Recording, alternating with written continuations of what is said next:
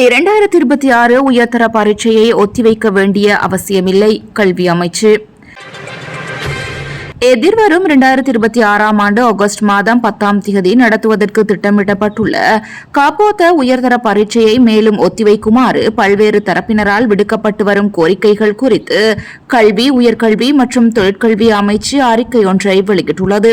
2026 உயர்தர பரீட்சைக்கு தயாராகுவதற்கு போதுமான காலம் உள்ளதால் பரீட்சை நடத்தப்படும் காலப்பகுதியை திருத்தம் செய்ய வேண்டிய அவசியமில்லை என அந்த அறிக்கையில் அமைச்சு தெளிவுபடுத்தியுள்ளது.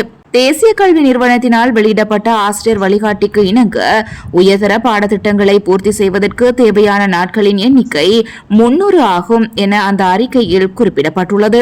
2026 ஆண்டு உயர்தர பரீட்சைக்கு தோற்றவிருக்கும் மாணவர்களுக்கான கற்பித்தல் நடவடிக்கைகள் அதிகாரப்பூர்வமாக ஆரம்பிக்கப்பட்ட நாள் முதல் 2026 ஆகஸ்ட் 7ஆம் தேதி வரை பாடசாலைகள் நடத்தப்படும் நாட்களில் எண்ணிக்கை 343 ஆகும் என அமைச்சு தெரிவித்துள்ளது. மேலும் 2026 காப்போத்த உயர்தர பரீட்சைக்கு 2வது மற்றும் 3வது தடவை தோற்றவிருக்கும் மாணவர்களுக்காக கடந்த பரீட்சையின் முடிவுகள் வெளியிடப்பட்ட நாள் முதல் இந்த முறை பரீட்சை நடத்தப்படும் நாள் வரையிலான இடைவெளி 4 மாதங்களும் 10 நாட்களும் ஆகும் என அந்த அறிக்கையின் மூலம் சுட்டிக்காட்டப்பட்டுள்ளது.